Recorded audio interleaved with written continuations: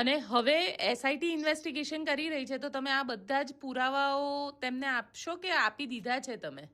હજુ અમુક એસઆઈટી ની રચના થઈ છે ત્યાર પછી જે મારી પાસે કોઈ તપાસમાં આવ્યું નથી, પણ જેટલા પુરાવા હતા એ આપણે એ લોકોને આપ્યા છે. હજી બાકીના પુરાવા છે હું આપવાનો છું. અને આમાં જયરાજ આહિર જ છે એવું તમે ઠોસ રીતે કહી શકો છો? કારણ કે બેન માર્યા પછીનો પણ એ જે આરોપીઓ છે એમની સાથે એમનો વિડીયો વાયરલ થયેલો છે. બરોબર. જો એ લોકો એમ કે આરોપી સાથે અમારો કોઈ સંબંધ નથી, તો આ દેખાતું જ છે ને કે આ વિડીયો એમનો વાયરલ થયો છે. અને મને જયારે મારે છે ત્યારે એ મારું તો એવું જ માનવું છે કે એ વિડીયો કોલમાં જયરાજ આહિર ની જોડે જ વિડીયો કોલમાં જયરાજ આહિર ને બનાવશે. મારો વિડીયો બનાવીને પણ એ જયરાજ આહિર ને બતાવવા માટે તેના ફામે ગયા હતા, અને પછી આ વિડીયો બનાવ્યો.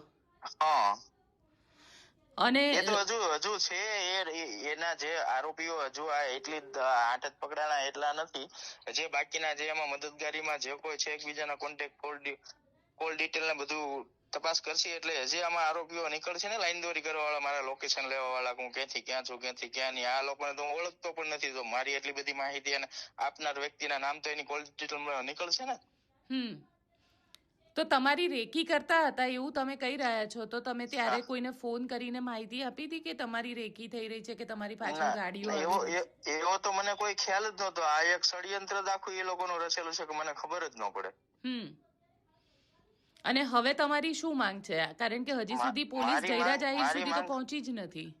હા, મારી તો એક જ માંગ છે, જયરાજ આહિર સુધી પોગે ને એના બાપા પાસે પોગે ને એનાથી આગળ પેલો યોગેશ સાગર છે એની સુધી પોગે. મારી તો ત્યાં સુધીની માંગ છે. તમને કેમ એવું લાગે છે કે માયાભાઈ પણ આની અંદર છે અને યોગેશ સાગર પણ આની અંદર છે? જો મને તો એવું લાગે ને, મેં ફોન એના પપ્પાને કર્યો હતો, એના દીકરાએ કેમ મારી ઉપર આવો હુમલો કર્યો છે? એના પપ્પાએ કઈ કીધું હોય ત્યારે જ એનો છોકરો હુમલો આવો કરાવે ને. અને યોગેશ સાગર છે તો એમને એમ કેમ ન કીધું ભાઈ જે થયું જે પ્રશ્ન આપણે પૂરો થઈ ગયો, તો આગળ કોઈ પ્રકરણ ન કરે.